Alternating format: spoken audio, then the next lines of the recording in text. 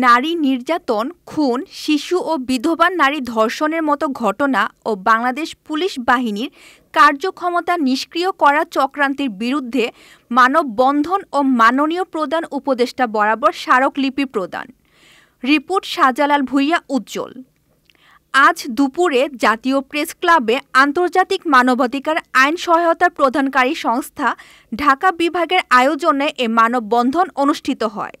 সংগঠনের সভাপতি মোহাম্মদ জুয়েল রানার সভাপতিত্বে প্রধান অতিথি হিসেবে সংগঠনের চেয়ারম্যান ও নির্বাহী পরিচালক মাহমুদুল হাসান, উদ্বোধক হিসেবে সংগঠনের উপদেষ্টা অবসরপ্রাপ্ত মেজর আলী মাহমুদ খান ও প্রধান আলোচক হিসেবে সংগঠনের অতিরিক্ত নির্বাহী পরিচালক মইনুর রশিদ চৌধুরী উপস্থিত ছিলেন।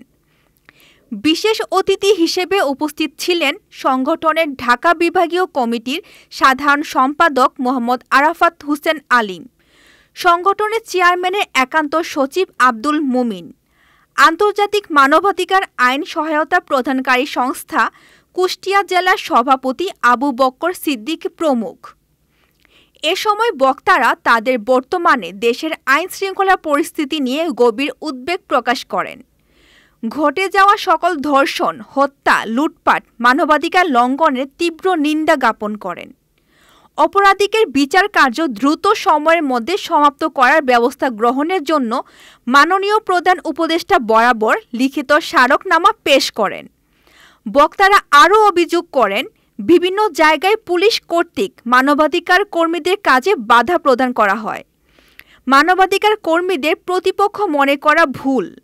মানবাধিকার কর্মীরা শুধুমাত্র ভিকটিমের ন্যায় বিচার প্রতিষ্ঠিত করার লক্ষ্যে কাজ করে, তাই তারা সকল প্রশাসনের সর্বাত্মক সহযোগিতা কামনা করেন।